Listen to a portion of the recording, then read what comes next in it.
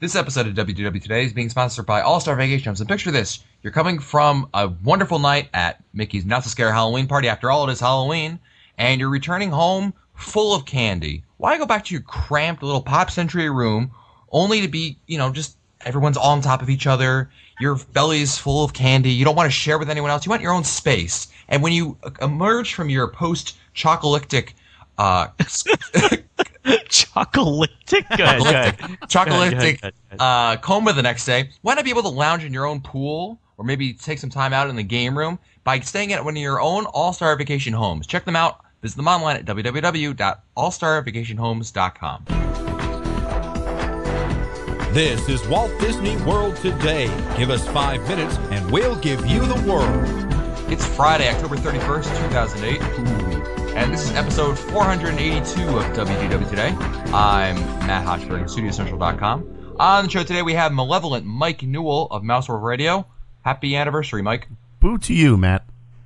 Boo to you indeed, sir. Also joining us on today's show is the mummified Mike Scopa of All Ears Net. Welcome, Mike. Our tour begins here in this gallery, here where you see paintings of some of our guests as they appeared in their corruptible, mortal state.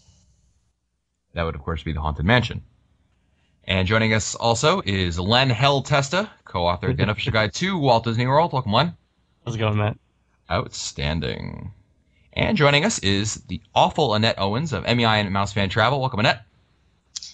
Thanks, I'm being really awful today. It is Halloween, and that means it's Mike Newell's wedding anniversary, so congratulations, Mike. Thank you. Happy anniversary. And on today's show, we're actually going to be talking about, from time to time, Disney World guests get guest surveys back from Disney, kind of, looking for a different aspect of their trip. And Len actually just got one from one of our listeners, and we thought that Len would pose some of these questions to us and see how we would answer them. Not only how we would answer them, but we're trying to figure out what it is that Disney wants to know by asking the question, right? Okay. So that's the important question. So, so the surveys start off with all of the usual questions around where do you live, what do you do, and things like that. And I think we've all seen the basic demographic stuff. Are you male or female? Things like that. Here's the first interesting question that they ask.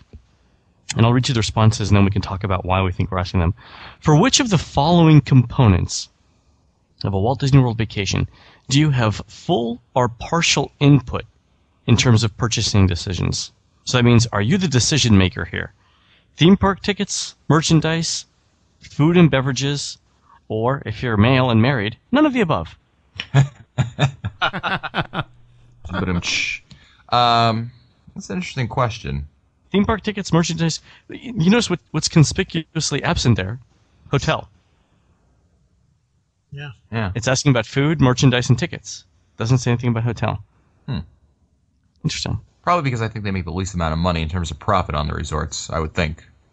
You think? Yeah, but that's the first thing you think about, though, when you're going on a trip. Like, where am I going to stay? Where am I going to stay? Exactly. Also It's true. always first. It's Yeah. interesting. It's not there. Huh. The next question is, on a scale of 1 to 10, where 1 is not important at all, and 10 means extremely important, how important to you is shopping as a part of your upcoming trip to Walt Disney World? I see a trend developing. 10. Yeah. Okay. Exactly. Isn't that interesting?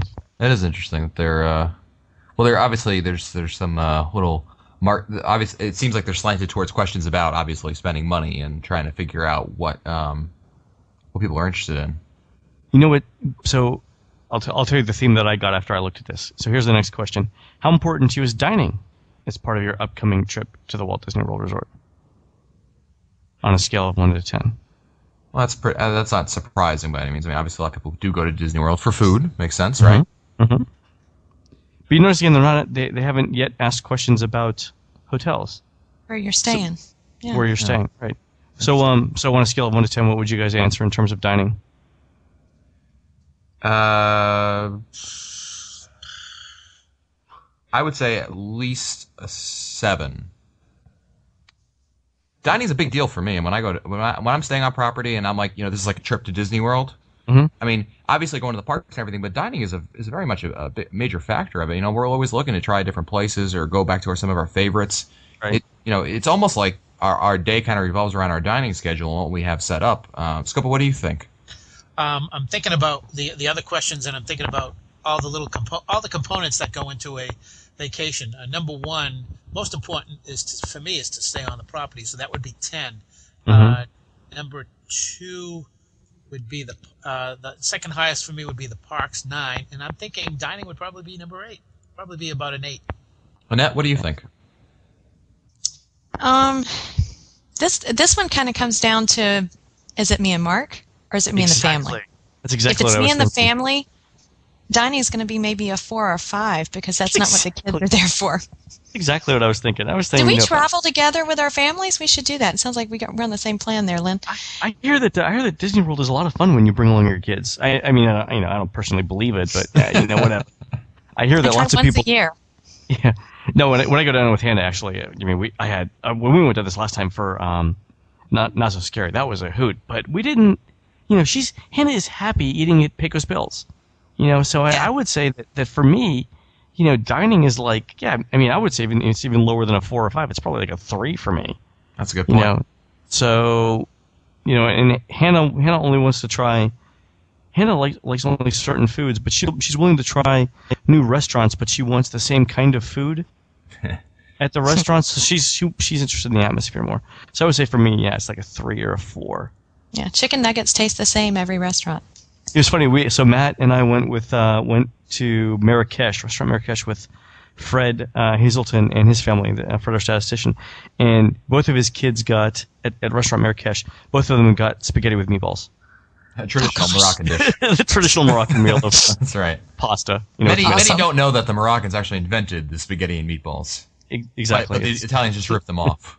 It migrated across the Strait of Gibraltar up through Spain. Right. It was the Moors, I think. I believe Hannibal brought it over. Exactly. It was like after he was sent packing. Ooh, this Hannibal's got something tasty. Funny. What else? The next question is: how familiar are you with the variety of stores and merchandise available at the Walt Disney World Resort? Very familiar, somewhat familiar, not very familiar, not at all familiar. Now, I would say in the theme parks, I am, in the Magic Kingdom and in Epcot, I am probably very familiar. I would say I'm not as familiar in the Animal Kingdom. Yeah, I think the other thing, I'm very familiar with it, and it's not so much even, Len, because I've necessarily visited every single store in Walt Disney World. It's just that the stuff that they've been selling is the same stuff everywhere. Yeah, it's the same. I mean, you go everywhere and you find, what a surprise, there's pirates. There's a little Pirates of the Caribbean section, and then they'll have the whatever current holiday theme there is, and then they'll have, it just seems like it's always the same stuff. It's not like you ever, Scope, you could probably back me up on this. Remember years ago, we're talking like years ago, back the Wayback Machine up here. I'm sure you remember a time when you go into one particular store, maybe the only place on Disney World property that had a particular item. Yeah, they have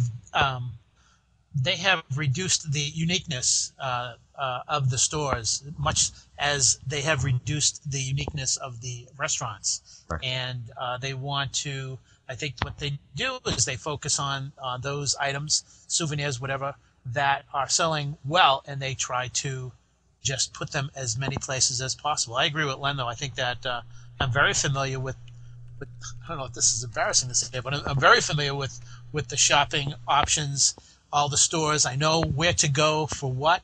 I know where to go to save money. I know that if I see something in a theme park store that I know is not generic, is generic and not specific to that theme park, then I can go to the World of Disney, downtown Disney, and use my annual passport to get the discount. Right. The same goes for the resorts. At one time, I remember, 10 years ago or so, you can go to a different resort and pick up something that was really unique to that resort, and now it's more generic. Yeah, the resort's probably the last bastion of hope for those kinds of items. Obviously, if you want like something that has like Boardwalk on it, you're not going to find it anywhere except for the Boardwalk Resort shops. Right. But you've got, each resort has some, at least the deluxe resorts have some sort of store dedicated to the theme of the store, whereas the moderates generally don't, and the values don't as well. Yeah. I would think that if you go into the store at Pop Century and you go into the store at Coronado Springs, they're the same store. themed slightly differently, but the stuff is the same. Whereas the store at Animal Kingdom Lodge is going to be vastly different than the stores at the Polynesian. I agree. Yeah, so I think that's I think that's the deluxes are the one area where you have differentiation, and I think that's where you really need it. I mean, that's what if I was Disney, that's where I would spend my money on the deluxe resorts. Well, I have a different theory. I think if you build it, they will come. If you put different stuff in, look at Dole Whip, for instance. I mean, it's only available in 2 places now, but still, I mean, the stuff is incredibly popular, and they don't have it in every single park. It's not like people are upset. My trip to Epcot was great, except I couldn't get any Dole Whip. No, you go to the Magic Kingdom to get Dole Whip, or you go to Polynesian. No, I'm fine with that. That's what I'm saying. I'm saying it's okay to have things different. Oh yeah, make the location special, but I don't know that you would want to do that at the value resorts. I mean, if you're Disney, wouldn't you want to keep your high-end resorts the most special so that people would want to stay there and go there? Yeah, that's true, but that doesn't mean you have to have Walmart at all the other stores. Valid point. Anyway, next question. Next question. Where have you looked, or where do you plan to look, for information about shopping in relation to your upcoming trip? Information that I received before leaving home, the official Disney website, other non-Disney websites or online discussion boards, the Birnbaum book, or other unofficial Walt Disney World guidebooks. Brochures or guide maps left over from your last visit, a Disney telephone agent, your travel agent, your friends or relatives. I plan to talk to Disney cast members when I get there, or other. Definitely. I mean, for me, online. No question about it. Yeah, online, yeah. Scopa, would you disagree or agree? I agree. Yeah, I mean, Len, your book doesn't. I don't think the unofficial guide has anything really to say about shopping other than it exists over there. And you mean other than the entire shopping chapter we have at the back of the book? Oh, thanks for reading, Matt. Clearly, we need to emphasize that a little bit more. Yeah, clearly. How big is that chapter, though, Len? I don't know. Hold on, let me see. But I mean, even so, I mean, if you want for shopping, there's. I mean, I would definitely 20 pages. 20 pages of shopping. Do you really have a section on that? Wow. Don't you read the book? Yeah, I read. I look for my name in it, and then starts on page 745. Yeah. I was going to say it's too far back in the book. Well, my name's on the last page. I think I'll find it over there. Yeah, so it is actually. It's. I mean, it covers all of Walt Disney World, all the major stores, everything that. All the stuff that we talked about. Where the different things are, all the different shops in Epcot, for example, and World Showcase, and what they do. Here's the next interesting question though in the survey. For your upcoming trip, do you have any preset budget in mind for how much you're going to spend on the following things: merchandise, food and beverages, other activities besides theme parks? That's interesting. I mean, obviously, the trend here is they're trying to gauge what kind of spending habits guests have. I mean, are they going in there with Scrooge McDuck mentality, or are they going in there with Mike Newell mentality? See, here's the thing. So yeah, I think that's exactly the line of reasoning that they're trying to get to. I think if these things would be sort of when you leave home, right? When you're planning your trip, even if you haven't budgeted for these other things, you generally know what you're spending on your hotel and your airfare and your transportation, right? Mm. So maybe that's all the planning that people do. So maybe Disney thinks this is sort of where the discretionary income is. Like where if people haven't set a specific budget in mind, this is where they would. This is where the great unknown is. I think this is where Disney thinks they can influence the most spending. Because really, once you've booked your hotel, it's not like Disney. You get there and Disney says, "Hey, do you want to upgrade to a concierge room for $30 a night or whatever?" Right. There's none of that, right? That's you're pretty much locked in. Right. But with merchandise and with food and then with other activities, there's a chance for Disney to increase your spending a bit. I think that's what this survey's trying to gauge, I think. Mike Newell, when you're at Disney World on a trip, and if you're there with Mary, for instance, okay, so let's take away like kind of the trips that you take when some of us are down there, right. just for that purpose. Right. How much impulse purchases do you make? A lot of impulse purchases over there? Like, oh, that looks nice. Let's just buy it. What do we care? I'll deal with the credit card bill when I get home. Or when you're down there, is it less of that kind of stuff going on? I'm more likely to make an impulse purchase if I'm by myself. Number one, because I don't get nagged. You're not supposed to say that on your anniversary. Did you? Oh no, I don't ever get nagged. I mean, they put it in a bag. You're not supposed to say it out loud anyway. Geez. No. Usually, I'll impulse on my own, but not when I'm with Mary. And I don't know why. I don't know. Huh. But I do the same thing, so I understand. Maybe I'm because when I'm by myself, I pay more attention to what's going on, and when I'm with her, I pay more attention to her. Oh, way to try and save it. Did I get out of it? Am I... To be close. I think she bought it, Mike. Good. It was close. Len, next question. Nice.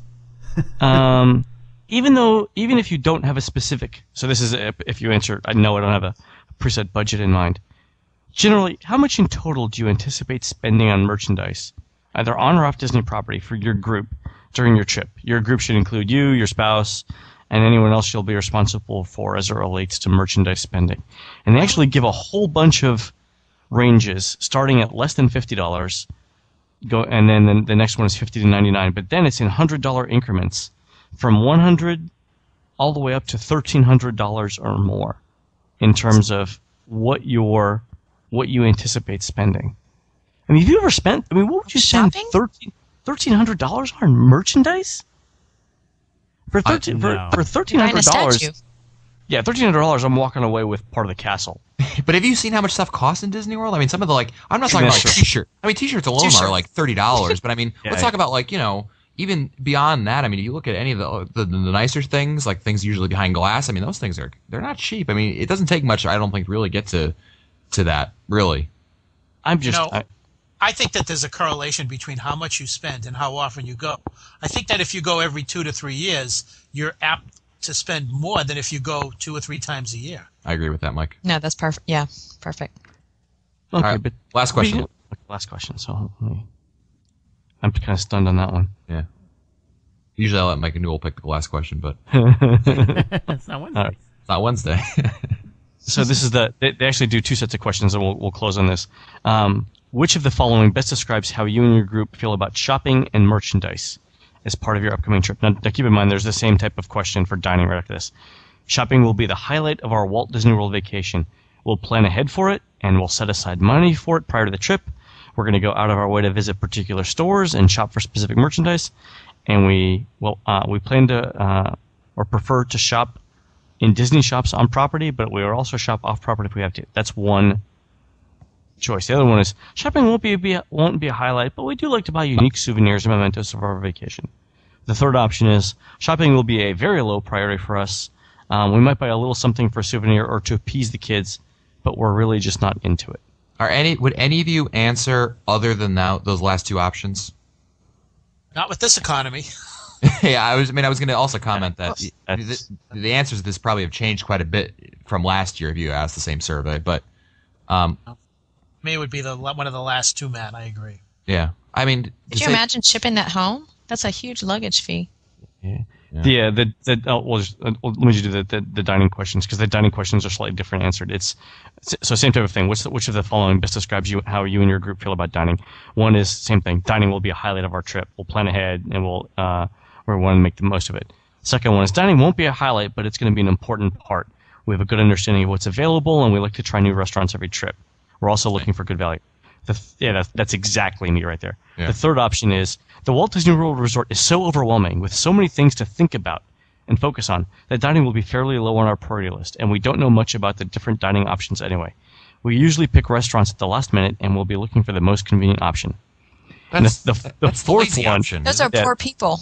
Okay. Well, no, here's the fourth one. This is the hardcore people. The fourth one. Eating and drinking will be just a necessity to sustain us while we do the attractions, given all the other expenses involved in the vacation. That is Mike Newell's theory. If he ever had kids, dining will be the last thing we want to spend money on. Want to get it over with as quickly and as inexpensively as possible. Shut up, kids. This is good enough for you. That sounds like me and dating.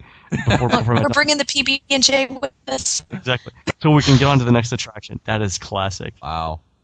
Funny. Anyway. It's on the survey. Oh, my. On the survey, yeah. Interesting set of questions. I think it was a lot of fun. Wow. Very good. Thank you, Lon. No problem. It was good. Thanks to Chris Eliopoulos. He sent the survey in. Thank you, Chris. Who's that? And we wanted to also mention that we have an announcement regarding our episode 500, which you may or may not have heard of on our last live show that was earlier this past week.